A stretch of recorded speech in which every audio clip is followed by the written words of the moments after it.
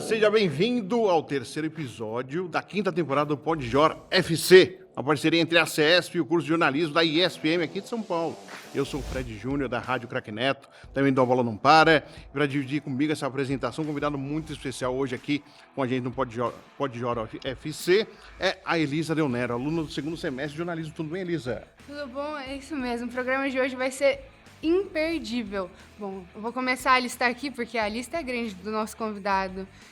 Ele começou a sua carreira na Rádio Atual, em 98, foi para a televisão, estagiou na Rede Bandeirantes, passou por como repórter, apresentador, e aí ele foi para a Record lá em 2005 e depois começou em 2012, foi direto para a SPN, que é onde a gente conhece ele mais frequentemente. Bom, também fez grandes eventos como Super Bowl, Olimpíada, Pan-Americano e Grand Slams. Bom, sem mais delongas, muito bem-vindo, Fernando Nardini. Obrigado, Elisa. Obrigado, Fred. Prazer estar com vocês. Obrigado à SPM pelo convite. Vagnão, amigo de longa data.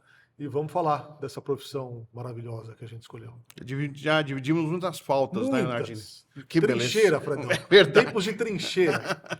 Bons tempos. Mas vamos falar dessa cobertura que você tem feito aí com o tênis, a NFL também, esportes americanos, né, que não são os principais esportes aqui do Brasil, né? O que te levou, Nardini, assim, a focar nesses esportes e não no futebol, que é o carro-chefe de toda a editoria de esportes aqui no Brasil? O futebol, assim, para quem trabalha com esporte no Brasil, o futebol é uma necessidade, né? Você não pode abrir mão dele.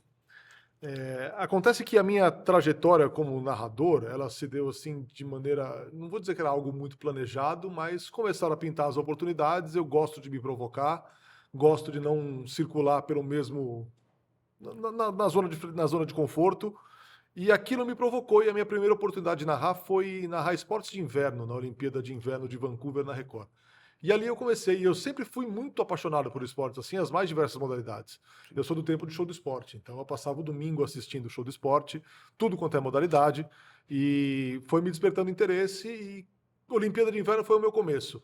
E assim, eu acompanho a NBA faz tempo, eu acompanho a NFL faz tempo, se acompanha, mas você não é... A partir do momento que você começa a trabalhar, aí você mergulha, né? Sim. Você passa a consumir de outro jeito, a assistir com outros olhos, enfim. E foi isso que aconteceu comigo, então... Eu fui me enveredando pelas outras e, aos poucos, fazendo um pouco mais de futebol, que se para muita gente é o mais fácil, é o mais natural, e para todo mundo pode ser, porque, cara, a gente assiste toda hora, o brasileiro, somos 200 milhões de treinadores e não é à toa, mas para mim o futebol se tornou, não vou dizer o último passo, porque nunca é o último, mas um passo mais avançado. É uma modalidade que eu acho que eu preciso evoluir bastante ainda, então, também por conta dessa história de zona de conforto, é algo que me provoca, que eu preciso praticar, e só a repetição te leva à melhora, então é mais ou menos por aí que a coisa aconteceu. Bacana. Bom, né, a gente viu que você fez a transição de repórter para apresentador e narrador, e a gente queria saber como foi esse processo de mudança, quais foram os seus maiores desafios nesse processo para cobrir grandes eventos também. Então, na Bandeirantes, quando a gente trabalhou lá, a Band, em diversos momentos, tinha uma brecha ali para fazer reportagem, por exemplo. Aí eu falei, opa, peraí, vamos ali. Aí, nosso amigo Fernandinho Fernandes foi o primeiro cara a falar, vem cá, vamos pra rua. Aí fui pra rua, olhava como fazia e tal. E aí você vai fazendo, e sabe como é que é? Plantão em televisão, abre uma brecha. E ali eu comecei a falar, nossa, eu preciso me meter aqui. Só que antes de fazer reportagem, antes de botar a cara na televisão, eu era uma pessoa que não tinha muita familiaridade com câmera. Então eu fiz um curso de locutor noticiarista de TV para pegar traquejo com câmera e coisa do tipo. Te intimidava a câmera assim, sim, Nardini? Totalmente. Eu ficava meio fechado.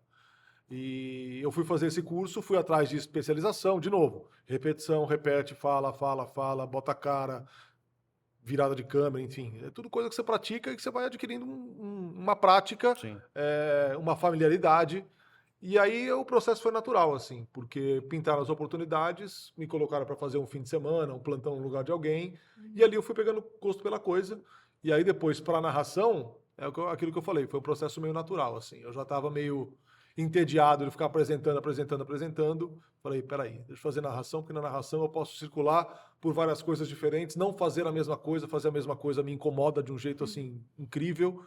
Então foi um jeito que eu achei de você variar. E aí você fazendo várias modalidades, você consegue estudar outras coisas, pesquisar outras coisas, se interessar por outras coisas.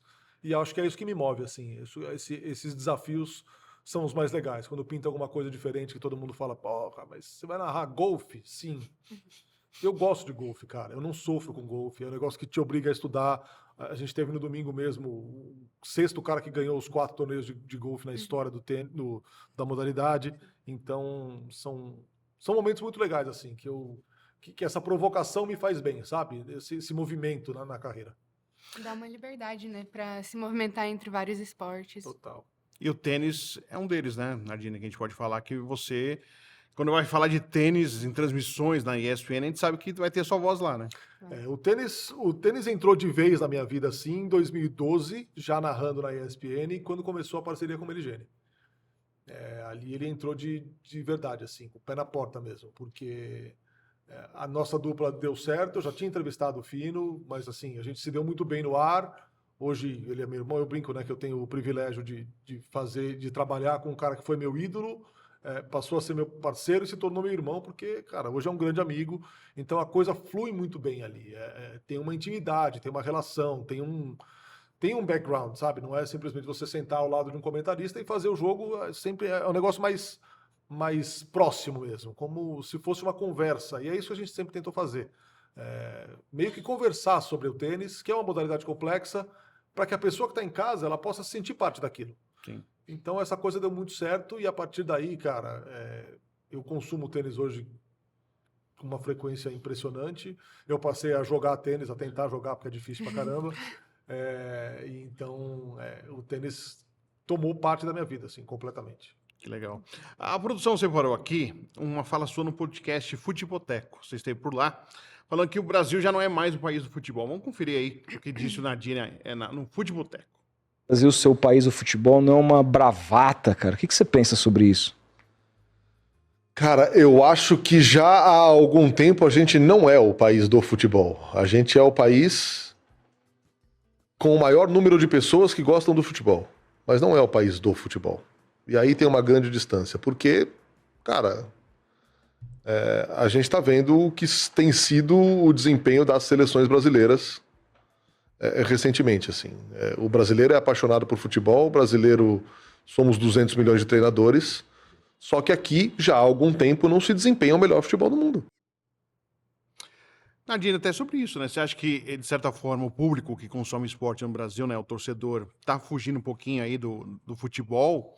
E a Olimpíada foi um exemplo do ano passado, onde as modalidades ganharam um grande destaque. Ginástica, por exemplo, teve um destaque muito grande, ainda mais com a conquista das meninas. Como que você está vendo aí essa mudança de público aí? Eu não sei nem se é mudança de público, Fredão, ou se é algo cíclico. Porque a gente sabe que mais do que de futebol, o brasileiro gosta do seu time. Mais do que o seu time, o brasileiro gosta de ganhar. Então, se a seleção brasileira ganha, ganha e ganha, volta essa febre, essa loucura por futebol, esse interesse pela seleção brasileira. Mas, cara, a gente já não vê no Brasil o melhor futebol jogado há muito tempo. As seleções brasileiras, quando juntam bons jogadores do Brasil, que estão aí pela Europa se destacando nos seus times, e eles chegam para vestir a camisa da seleção, a coisa não anda nunca. Então, eu acho que o brasileiro vai meio que perdendo o interesse e vem ficando de saco cheio de seleção, porque, cara, não é possível. Não é possível dizer que a geração agora é ruim. Não é ruim, cara. Só que todo mundo se junta e o jogo não sai, a coisa não acontece. E aí vai lá uma Rebeca Andrade e se torna numa Olimpíada a maior medalhista brasileira da história. O brasileiro gosta de ganhar. O vôlei, por 20 anos, subindo em pódio olímpico e de mundial. O brasileiro gosta de ganhar. Sim. Não à toa, o vôlei passou o basquete como o segundo melhor esporte mais preferido do brasileiro. Então, é muito sobre o brasileiro ganhando. Sim. Quem dera o brasileiro olhasse para as outras modalidades, para as modalidades olímpicas, entendendo o processo, entendendo que um quarto lugar numa Olimpíada é um resultado do cacete. O quão difícil é chegar lá. Exatamente. Só que não há essa compreensão. Por exemplo, agora a Bia está sendo alvo de apedrejamento, porque ela é 17ª do ranking. Cacete, 17ª do ranking. Dificuldade de chegar nos 50. Não é possível. Não é possível. Se põe no lugar, gente. Sim. A pessoa batalha a vida inteira por aquilo ali. Você acha que ela quer estar passando por esse momento? É óbvio que não. Só que, cara, o tênis é muito complexo. A coisa é muito difícil na parte mental. Então, agora tem o João Fonseca. O brasileiro está colocando o João Fonseca como se já fosse o Ayrton Senna. Calma. Ele precisa se desenvolver, ele tem 18 anos. Claro. Ele já fez muita coisa, mas pode estar tudo errado. Tem a possibilidade. Quem disse que, beleza, o Alcaraz mesmo estava falando esses dias. Tenho 21 anos, já ganhei 4 Grand Slams, 6 Masters 1000, já fui número 1 do mundo, já tenho dinheiro pra caramba. Eu vou continuar pagando preço que nem pagaram Federer, Djokovic e Nadal por 20 anos? Às vezes não. É uma questão de alinhar a expectativa. Então, ele tem o potencial para ser gigante. Agora, ele precisa se desenvolver. Ele só tem 18 anos. Não é, a trajetória dele não vai ser a mesma do Alcaraz, que vai chegar com 21, com 4 Grand Slams nas costas. Então, o brasileiro, ele torce, ele quer ver o brasileiro ganhar, mas precisa entender que tem que respeitar o processo. Ainda mais no tênis, que, de novo, é muito mental, é muito difícil, a concorrência é gigantesca. Para você ser top 10 é um desafio colossal. Então, acho que falta esse entendimento. É legal furar a bolha, é legal que o tênis chegue a cada vez mais pessoas. Só que é legal também que, junto com aprender a torcer no tênis, as pessoas aprendam a entender que é um processo longo, de paciência, mas que no fim dá certo. Bom, então nesse gancho de Olimpíadas, em 2020 a gente viu a Laura e a Luísa ganharem a medalha de bronze. E foi um momento muito importante, emocionante. Bom, eu sei que eu chorei quando elas ganharam essa medalha, naquele tie-break interminável. E aí eu queria saber, assim, para você, como foi assistir essa conquista delas e o que isso representa para o Brasil? Eu acho que essa é uma das grandes histórias, não só do Brasil, mas dos Jogos Olímpicos em 2020, 2021. 2021. Porque, primeiro tem a história de que elas não estavam nem inscritas, né? Foi uma sim. inscrição assim, por desencargo de consciência, E vamos ela colocar tava lá. lá e Vamos colocar na bom. lista e pá, abre a chave e entra. E a campanha foi dura, né? Foi. E salva match point, é jogo duro, é jogo sofrido. Então, cara, é uma história assim, simplesmente espetacular. É uma história que ninguém acreditava que pudesse dar certo e deu muito certo. E que bom que a primeira medalha brasileira do tênis foi com 2 meninas, com 2 mulheres. Eu acho que essa foi uma das grandes histórias da Olimpíada, assim. Eu achei o máximo. E é uma grande notícia, uma grande notícia. Sim. E falando de esportes americanos de novo, falando do futebol americano em si, você sabe, sim, o Everaldo foi uma grande referência, né? O Everaldo Total. que a gente fez faculdade junto, meu padrinho de casamento. E o Everaldo realmente com bordões, né? Com uma forma diferente de transmitir o que já tinha sido transmitido no futebol americano. Você citou o Show do Esporte, que o Luciano Vale trouxe a NBA Sim. para cá, o futebol americano para cá. Como que você vê, como que foi, o Everaldo foi um espelho, assim, no sentido de, poxa, 100%. a referência, assim, em relação a... 100%. 100%. E um cara extremamente generoso. Sempre que eu preciso, eu mando mensagem para ele até hoje. Ele fala: não, assim, assim, assado. Ó, primeira vez que eu narrei o Super Bowl em loco, ele falou: cara, fica esperto, tem um delayzinho na televisão. Você pode olhar o placar, o telão do estádio. Então, o EV sempre foi essa referência. E ele é o cara que, ao lado do Paulo Antunes, mudou a forma de transmitir futebol americano para o Brasil e fez o brasileiro se interessar por futebol americano. Porque foi muito tempo, cara. Desde 2006 eles estão nesse negócio aí. Então, 2006 era tudo mato. Eles abriram uma clareira e hoje, cara, é um jardim bonitão a NFL. Muita gente acompanha. Sim. Então, é muito referência pela forma de fazer, pela dedicação surreal de estudar as coisas e estar por dentro de absolutamente tudo quando chega ali a hora de fazer o jogo. E na NFL isso é ainda mais necessário, porque o material é muito extenso, é muita coisa para você É estudar. muita gente. E também são muitos jogadores, são 53 ali na beira do campo. Transmissão longa. Transmissão de mais de 3 horas, sempre, pelo menos 3 horas e meia. Então, é totalmente referência. Totalmente, 100%. E como que você vê isso, Nadine, desse crescimento de produtos, procura, né? A gente tem, quando tem finais da NBA, tem eventos aqui em São Paulo, agora o futebol americano tendo jogos aqui em São Paulo. Como que você está vendo, você participando desse processo? Então, primeiro que assim, eu acho que as ligas abriram os olhos e enxergaram... Cara, o Brasil é o terceiro maior mercado consumidor de NFL do mundo, só atrás dos Estados Unidos e México. O cara vai olhar e falar: opa, peraí, eu não vou enfincar minha bandeira ali? Americano? Os caras fazem evento como ninguém, né? Os caras são reis de marketing. E o jogo aqui, eu falo isso toda hora, cara. Toda vez que a gente chegou lá, beleza. Toda vez que você para pensar, cara, isso aqui aconteceu, isso está acontecendo, arrepia, emociona, porque, de novo, em 2006 era tudo mato. E hoje a gente tem um jogo aqui embaixo dos nossos olhos, de uma liga gigante como a NFL. E os caras que estavam desconfiados antes, depois abraçaram a ideia de jogar no Brasil de uma maneira muito legal. Então é surreal, cara. O que a gente viveu no ano passado assim é absolutamente inesquecível. E era inimaginável se a gente colocar, vou nem dizer de 2006, vai, se colocar 10 anos atrás, um jogo no Brasil, cara. Os caras vão reclamar de distância, tal, não sei o quê. 2026 é capaz que tenha 2 jogos no Brasil, um em São Paulo e no Rio. Então eles resolveram abraçar o mercado mesmo. Mas um mercado consumidor tão forte, eles vão desprezar? Claro que não. E eles fizeram essa transição, né? Eles foram fazendo jogo na Inglaterra, Sim, estão testando com essa Inglaterra, Alemanha, é. vai ter na Espanha esse ano, Vai ter na Austrália, se eu não me vai engano. ter na Austrália em 2026 em Melbourne. É. Eles estão abrindo, eles estão expandindo, cara. Então, O mercado asiático acho que também é um outro que eles... logo mais. É só uma questão de tempo, cara. Na China não, parece. Não, acho que não tá muito favorável nesse acho momento. um pouco difícil. Só se sobretaxar 140%. Bom, e aí, como você acha que isso pode beneficiar mesmo o Brasil em si? Porque também, que está abrindo mais audiência para a própria transmissão, mais brasileiros estão engajando com a NFL, e aí, o que você acha que isso pode trazer de benefício para o Brasil mesmo? Primeiro que é um entretenimento sensacional. Em temporada de NFL é muito legal, é muito bom. A gente fica triste quando não tem, e não tem por muito tempo. São 6 meses sem e dá uma raiva danada. Espero chegar setembro. A espera por setembro ela é sempre cruel. Depois que isso pode nos beneficiar da seguinte forma: em 2028 o flag football ele é uma modalidade olímpica. Sim, né? Sim. 2032, com a chegada da Austrália ali, a Austrália vai chegar para a NFL em 2026. Eu duvido que não seja uma preparação já para as Olimpíadas de 2032. Claro. Então, eu acho que o flag pode ficar muito tempo. E já tem muita gente jogando flag, vai ter mais ainda, porque vai virar modalidade olímpica. Então, o flag é um negócio para quem não gosta, falar, não, a NFL é muito violenta. O flag não é violento. É tipo o pickleball. Foi pickleball, beach tênis.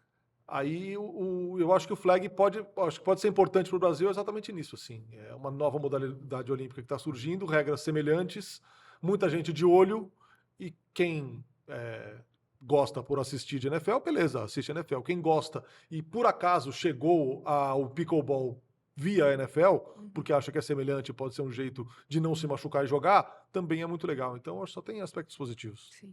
E o flag tem já muita gente, times no Brasil aqui, né? Sim, futebol americano também tem. Tem. Então, acho que tem bastante espaço para crescer ainda.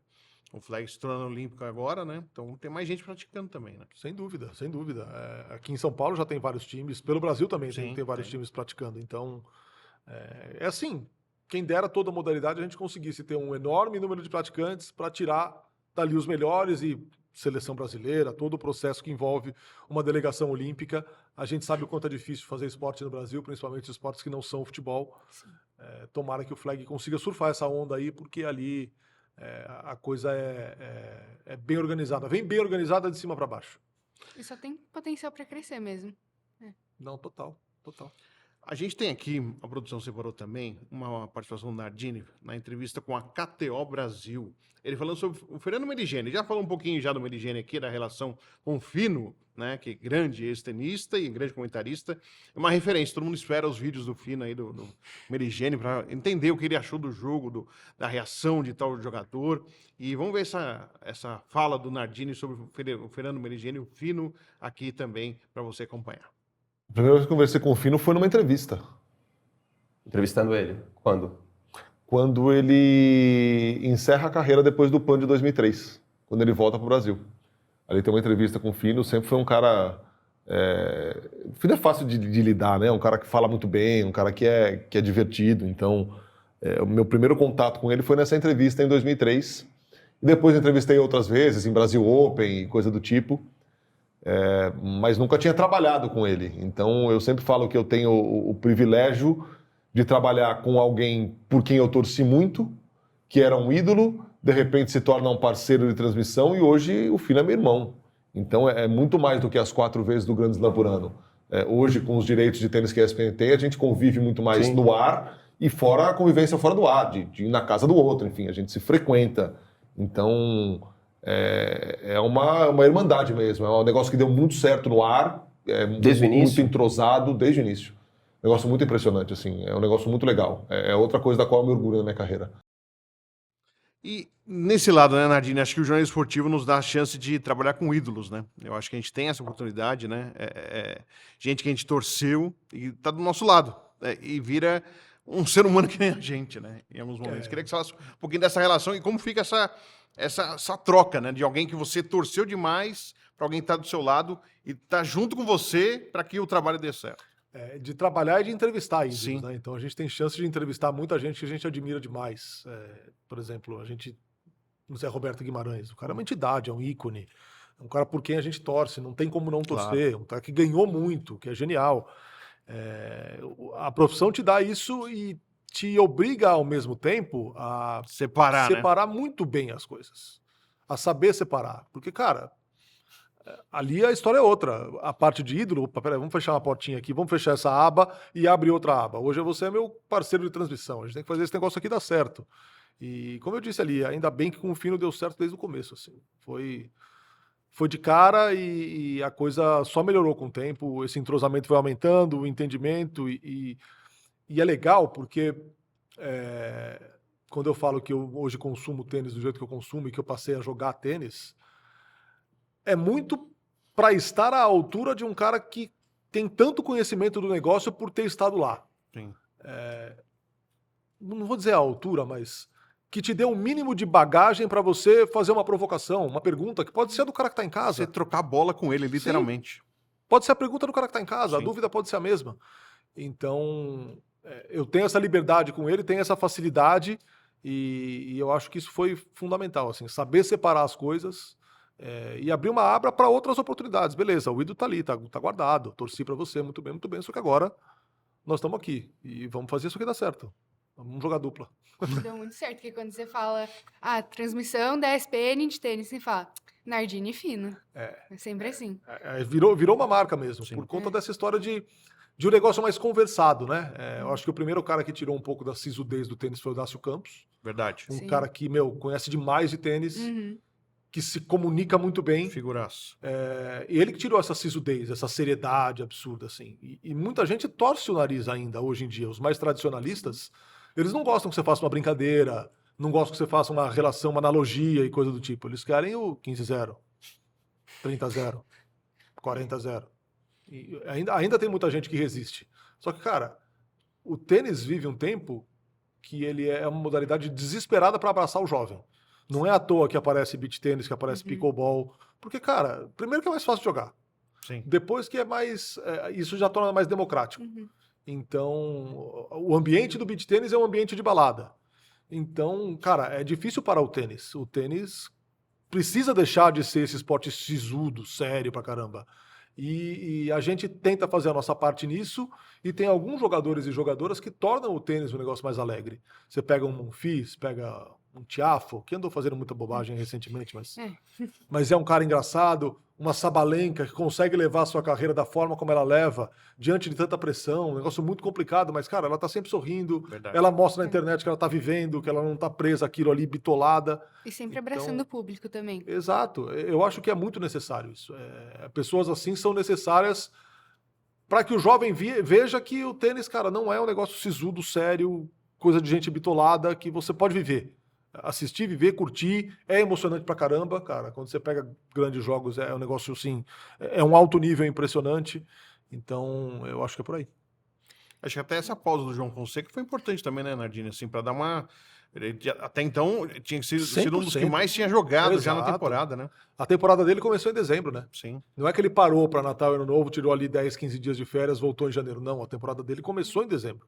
Porque ele disputa o Next Gen Finals em Jeddah, na Arábia Saudita, no dia 20 de dezembro. E desde então ele não tinha parado, cara. Eram 30 jogos para ele já quando ele fez o break. Os outros jogadores tinham jogado 10 a menos. Então era super necessário parar. É muita coisa, ainda mais que ele é jovem, precisa pegar esse ritmo de esforço físico, desse nível, dessa intensidade que tem. Essa preparação Exato. física é muito importante. E atingir o auge da sua preparação física. Ele não tá pronto, cara. Ele não está pronto. Ele precisa ficar mais forte, precisa entender o que são jogos de 5 sets, que é outra história completamente diferente de uma melhor de 3. Então, de novo, é tudo parte do processo. Ele vai ganhar a experiência, ele vai ganhar a força, vai ganhar tudo. O jeito de jogar, tudo vai chegar. Mas tem que esperar. Se você olhar o Alcaraz, quando ele entrou no Tour, ele era um jovem mirradinho, hoje, tipo, enorme, assim. Então, tipo, é uma coisa muito importante para esses jovens. E aí, nesse gancho, assim, bom, no Brasil teve muita história no tênis, com a Maria Esther Bueno, o Gugu Fino, outros jogadores também. E aí a gente queria saber, tipo, e agora que tem o crescente do João, a Bia também, ainda mais que a mídia esteja apedrejando ela nesse momento, eu queria saber como Não que só você... a mídia, É, os torcedores os também. torcedores também. Porque aí eu queria saber como que você acha que tipo, a mídia deveria lidar com essas crescentes, porque eles são jovens também, então é uma coisa que agora eles estão no holofote, que é uma coisa diferente, e eles estão tendo que se adaptar a esse mundo totalmente novo, que é a liga, assim. É o processo, né? A gente já falou aqui, o brasileiro gosta de vencer. O brasileiro é um povo muito carente de ídolos. Aí aparece um jogador que almeja e tem um planejamento ousado, uma ambição gigante. Ele não esconde de ninguém que o sonho dele é ser número 1 do mundo. Ele começa a ganhar jogos de normalmente que não ganharia. Então ele vai no ano passado e ganha do Arthur Fils no Rio de Janeiro, na quadra central, e todo mundo, pá, João Fonseca, quartas de final, 17 anos de idade. Aí 18, aí no mesmo ano ele ganha o primeiro Challenger. Aí, final do ano, ganha o Next Gen Finals. E a coisa vai crescendo, vai crescendo, vai crescendo, vai crescendo. O público vai se inflamando. A gente ainda... pouca gente fala o que eu falo aqui, que calma, tem que esperar. Que, cara, a coisa pode virar completamente de caminho e pode não dar certo. Deus me livre. Claro. Mas pode acontecer. E as pessoas ficam bravas quando você fala isso. As pessoas em geral, assim, o público. Então, o público quer... Você coloca a palavra João Fonseca, as pessoas querem ver, as pessoas querem saber, querem ler a respeito dele. O problema é que são tempos em que é difícil não se empolgar e não vou dizer que é compreensível, ainda que seja. As pessoas querem falar sobre o João Fonseca, as pessoas querem ver boas notícias sobre o João Fonseca. O que vai fazer quem quer o clique? Sim. Falar bem, dar boas notícias, se empolgar a respeito do João Fonseca, doa a quem doer. Sim. Então esse é um exercício sempre muito complicado. A gente tem que tomar cuidado, sim, para falar. Só que, cara, as coisas que ele tem feito tão precocemente são tão importantes que também não tem como você não noticiar. Claro. Ou ele ganha um ATP 250 do jeito que ganhou na Argentina e você vai falar, é uma vitória normal. Não, cara. Não. É um dos ATP 250 mais difíceis que tem para ganhar. Ele ganhou de 4 argentinos na trajetória. Então era um desafio gigantesco. Não tem como você não exaltar. É óbvio que você vai exaltar. Aí os caras falam, vocês... Aí o João perde na primeira rodada de Indian Wells. Vocês estão empolgados, vocês estão estragando o moleque, vocês estão adiantando as coisas, tal, não sei o quê. Cara, ninguém está adiantando nada, é uma notícia. Ele ganhou um 250 da forma como ganhou, é super importante. E a gente tem um papel importante nisso também, de, cara, calma. Põe o pé no chão. Exato. Tá começando. Exato. Porque ele mesmo tem o pé no chão. Sim. E ele se assusta quando chega no Rio de Janeiro esse ano aqui e vê o que aconteceu. Porque ele falou, eu saí do Brasil no dia 12 de dezembro de 2024, voltei para cá, não joguei aqui, fiz uns 2 treinos aqui, depois viajei, fiz Copa Davis, aí eu fui para Argentina e eu volto pro Rio. Quando ele volta pro Rio, cara, e vai treinar no Jockey, a quadra de treino parecia que o Justin Bieber tava jogando lá, velho. Era gente pendurada em árvore. Verdade. Então, ele fala, cara, eu não sabia que tinha virado desse tamanho a coisa. Ele mesmo se surpreendeu para aquilo. Ele é um cara muito bem blindado, o time dele em volta é informado, não é empolgado, sabe o que está fazendo, só que para ele é complicado. E você tem que se pôr no lugar dele. O próprio Alcaraz agora. Cara, o Alcaraz já ganhando tudo que ele ganhou. O Alcaraz é a exceção, ele é um prodígio, cara. De novo, 4 Grand Slams, 6 Masters 1000 com 22 anos, ele é a exceção, ele não é a regra de jeito nenhum. Nunca vai ser a regra. E ele falou, para mim tá complicado lidar nesse momento, porque vem aí a temporada de Saibro, as pessoas esperam que eu ganhe todos os torneios do Saibro, e isso é muito difícil. Eu não sou Nadal. Cara, só Nadal na história conseguiu ganhar Madrid, Roma e Roland Garros em seguida. Ele falou, é uma trajetória, é um compromisso muito difícil. Então, eu preciso lidar melhor com essas expectativas e, mais que isso, eu preciso entender que a expectativa é a dos outros. A minha expectativa é trabalhar, é melhorar e ganhar os torneios que fazem parte do processo. Eu vou trabalhar, eu vou treinar, vou jogar bem e vou ganhar os torneios. Beleza. Torneio chegando, vamos comemorar, muito bem. A expectativa dos outros eu não controlo. A expectativa dos outros é a dos outros. Mas no mundo de hoje, com rede social do jeito que é fácil você se fechar e entender que a expectativa é dos outros e não é a sua? E aqui com uma Possível. carência que a gente tem de ídolos, Total. né? E esse mental também é o mais importante que tem, eu acredito, porque afeta muito o seu jogo, dentro e fora de quadra. E se você tá com mental ruim dentro de quadra, você não vai ganhar, o que te vai deixar com o mental ruim fora de quadra. Então acaba sendo isso. A gente já viu muito exemplo de jogadores que estavam com esse mental ruim, se fechou, pôs o pé no chão e agora tá aí. Tipo, Zabalenka. Exato. É o maior exemplo que tem. Exato. Ela viveu 2, 3 anos atrás uma crise absurda que ela não conseguia sacar. Viveu com aquilo por alguns meses, até que ela chamou um cara de biomecânica, vem aqui. Ele falou, cara, beleza, mexeu uma coisa ou outra ali, mas era tudo coisa da cabeça dela. É o que a Bia tá vivendo agora. sofrendo- O técnico da Bia fala uma coisa que é muito verdade, Patiarone. O seu tênis não te abandona. O que te abandona é a sua cabeça. Sim. E a cabeça da Bia abandonou ela, cara. Ninguém compra os pontos pra ser 17 do mundo, 10 do mundo. Não dá à venda. É, Ela ganhou aqueles pontos. Sim. Então, ela vai voltar, cara. Tomara que ela volte. com E até certeza. se comparando, né, Nadine, se a gente vê assim, o Guga quando surgiu para o cenário nacional, já surge em Roland Garros, assim, com a explosão Guga é Roland Garros. Ao contrário do João, né, que começa nos Challenger para depois já ter essa explosão de rede social. Acho que por isso que o crescimento dele está sendo tão gigantesco, se a gente comparar com o Guga, que já consegue um grande slam, né, que é diferente, né? Não, se o João faz o que o Guga fez, cara, Acabou. o Brasil explode, velho. O Brasil explode. E o Guga mesmo falou. Ele falou, se tivesse rede social na minha época, se o mundo que eu ganhei em Roland Garros pela primeira vez, como 66 do mundo, fosse o mundo de hoje, eu não teria a carreira que eu tive. É muito difícil se blindar, cara. É muito difícil se blindar. E tem muita gente que não entende, que fala que é mimimi, que se não aguenta a pressão vai fazer outra coisa. Cara, Se põe no lugar. exato. Um pouquinho de empatia, É. só um pouquinho. E hoje a internet tá um lugar um absurdo. Ainda mais agora, esses tempos aqui, tá Tá. cada vez pior. Só Tá. piorando. Especialista de tudo. Tudo. A gente estava comentando outro dia. O Guga, o evento Guga, ele furou a bolha. Foi. Né? Trouxe o brasileiro pro tênis assim de uma maneira como nunca antes. Agora, a furada dessa bolha, ela vai ser muito mais trabalhosa. Muito mais trabalhosa. Porque o público é muito mais barulhento. Tem muito mais acessos e coisa do tipo. Então, agora é um trabalho de paciência, de formiguinha e de tentar, aqui do nosso lado, quem tem o microfone, quem consegue minimamente fazer isso, explicar que, cara, as coisas acontecem devagar no tênis. De novo, o Alcaraz, ele é a exceção. Djokovic, Federer e Nadal foram exceções, assim, Exceção da exceção. total. 20 anos de exceções, cara. 20 anos de exceções. O tênis não é isso. Não é isso. O que foi na era do Big Three. Ele é mais diverso. Ele é mais concorrido. Os caras dominaram de um jeito assim como nunca tinha se visto antes. E acho que é parte do nosso trabalho tentar levar isso ao maior número de pessoas. Nadine, ainda falando na parte do tênis, da parte da tecnologia, né? Como que você tem visto aí a linha automática? Primeiro, assim, do VAR, assim, dos esportes, se a gente usar, né, o tirateima. Eu acho que o tênis é o que um dos melhores trabalha isso aí, né? Algo muito rápido, muito completo, né? E que não tem dúvida, não gera polêmica, né?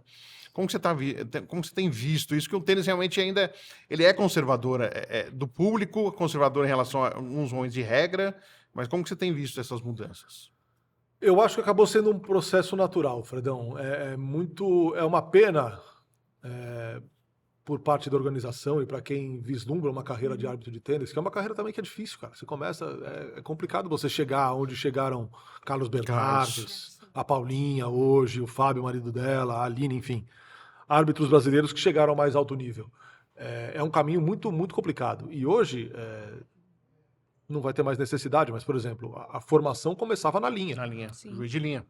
Hoje não vai existir mais porque é tudo sensor eletrônico. Mas eu acho que acabou sendo um caminho natural das coisas, assim. Há quem diga que num futuro próximo nem o árbitro de cadeira vai ser necessário mais. Eu quero crer que não.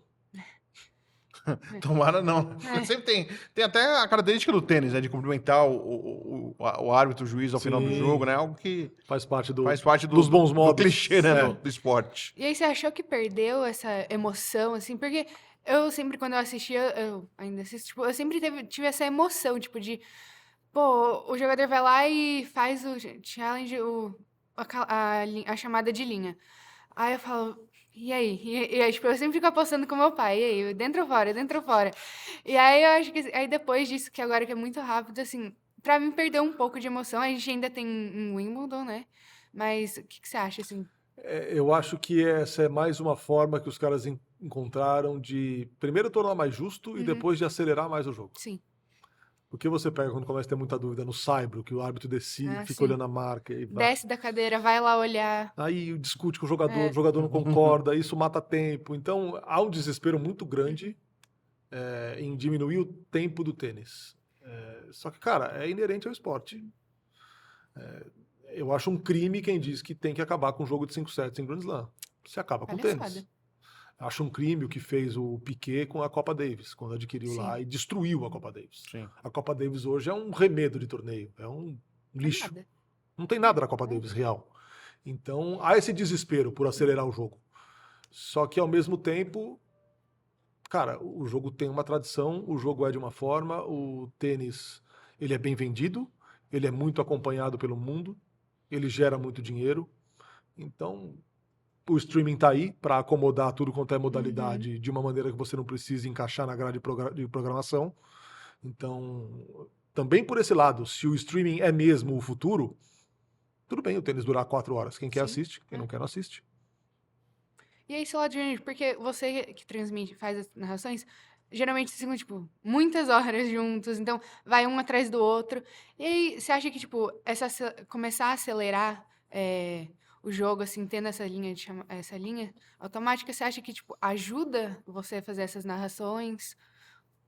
Então, é o que você falou. Tira um pouco dessa dúvida ali na hora. Você falou, nossa, mas se a marcação, você viu que foi dentro, o juiz chamou fora. Aí você, pô, fora ali, dá pra você dar uma brincada e tal. Agora não, agora você só fica esperando a máquina cantar e ali, e ali você acaba.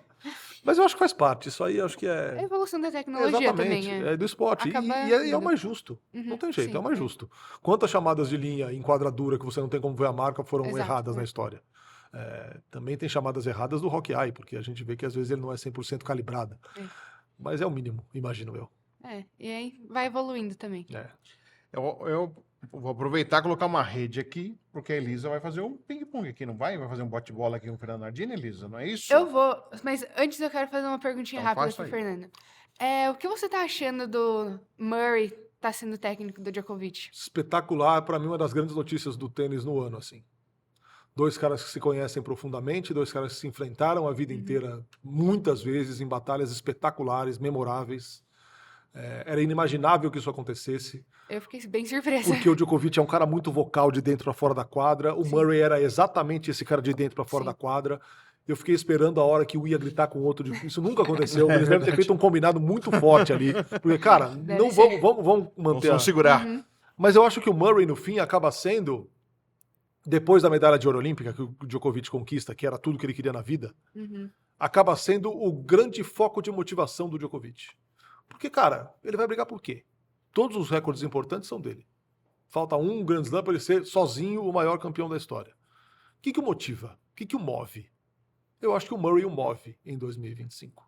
E a gente já viu ele jogando bem em Miami. Eu acho que a gente pode ter um Djokovic ainda interessante em 2025. E se eu tiver que fazer uma aposta hoje, eu aposto que não veremos o Djokovic em 2026. Aliás, acho que uma sim. pergunta que você nunca respondeu, Nardini. Você nunca respondeu essa pergunta, tenho certeza.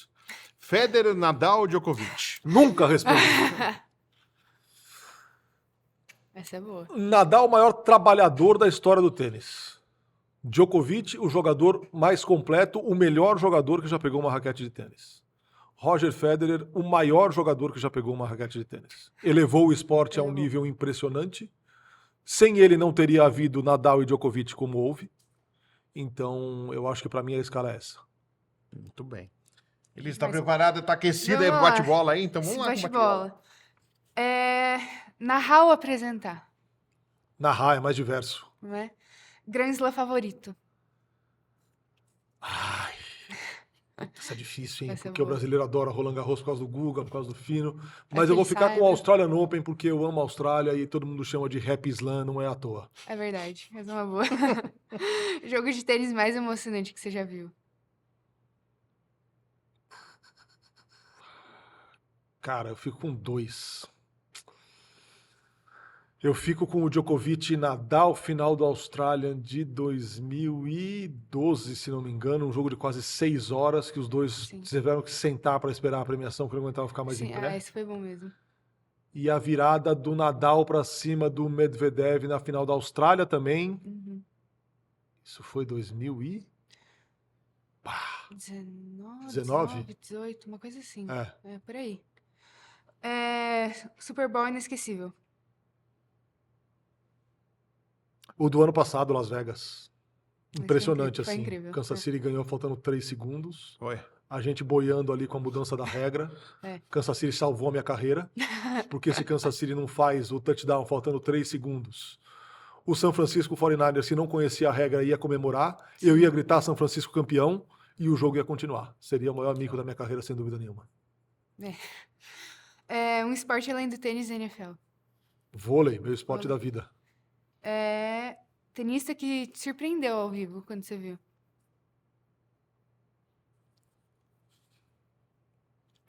Quando eu vi ao vivo. Ou até entrevistou. né? Entrevistou, narrando. Ah, não, entrevistando? Não, tipo, um jogador que você viu e você se surpreendeu com ele. Eu não digo que é uma surpresa, mas tem certos caras, não sei se você tem isso. Tem certos caras que você entrevista e você se sente pequenininho. Sim. Eu acho que quando eu entrevistei o Nadal, eu fiquei pequenininho. Entre tenistas. Sim. Quando eu entrevistei o Pelé, eu quase me enfiei embaixo do buraco na corda. assim. É inesquecível.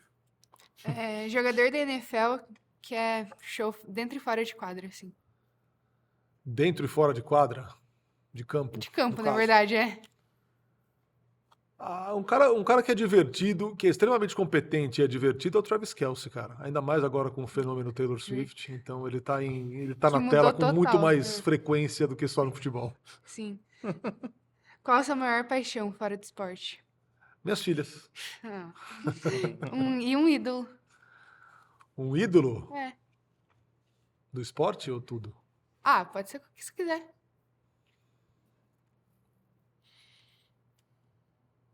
Ai, que difícil. Cara, eu vou ficar com o Ayrton Senna porque ele traz muita memória afetiva, assim. Me lembra Domingos, me lembra meu pai, então... Me lembra jogando vôlei, porque no dia que ele morreu eu tava indo jogar vôlei. Então eu vou ficar com o Senna. Muito bom.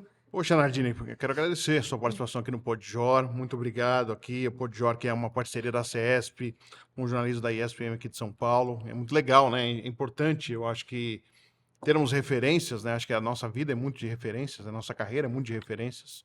E Muito. você está se tornando referência, é uma referência na narração esportiva.